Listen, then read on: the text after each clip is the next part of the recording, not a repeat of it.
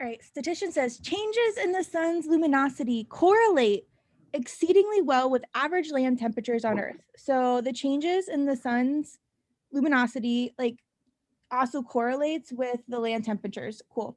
Clearly, in contrary to accepted opinion among meteorologists, the sun's luminosity essentially controls land temperatures on Earth. All right, so our statisticians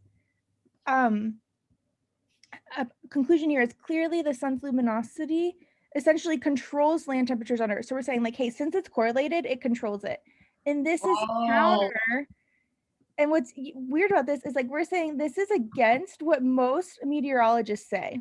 Yeah. Okay, interesting. And then the meteorologist says, I disagree. And I want to be like, well, of course you disagree because you're one of these meteorologists. But let's see. Any professional meteorologist will tell you that in a system as complicated as giving rise to the climate, no significant aspect can be controlled by a single variable. Okay, so then we respond by saying like, hey, something that is this crazy or this complex, there can't be just a single thing that is controlling it. And So this question, the meteorologist's conclusion is just, I disagree? Yeah. Okay. All right, so the rejection by the meteorologist of the statistician's conclusion employs which of the following techniques?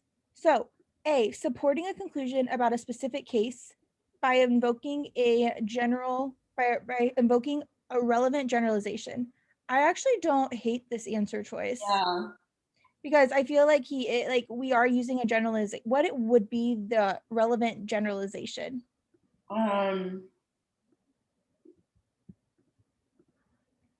It's in the meteorologist one. Hold on. He's saying like any professional meteorologist will tell you that in a system as complicated given the rise of climate, no significant aspect can be controlled by a single variable. Yes. Excellent. All right. And then, so I really like this answer, but let's go on to B. Producing a single counterexample that establishes that a generalization is false, as stated. No, we don't say that there's any like generalization that's false. Yeah, we don't prove that there, or we don't say anything that, oh, it's false. And we don't give a single counterexample. We don't say like, well, in this situation over here, this is what happened. So therefore over here, it's not happening either. C says reanalyzing a correlation as reflecting the multiple effects of a single cause. Like, do we show how the correlation has multiple effects of the single cause? Multiple effects. So that would be like saying like this single cause has all of these effects and we don't reanalyze that correlation at all. So it's not C. D says rejecting a conclusion. So I like it up to this part. Rejecting a conclusion because it is a proposition that cannot be, no, we don't say like, hey, that's wrong because we can't test it. So nope. And then E says pointing out that potentially unfavorable evidence has been systematically neglected.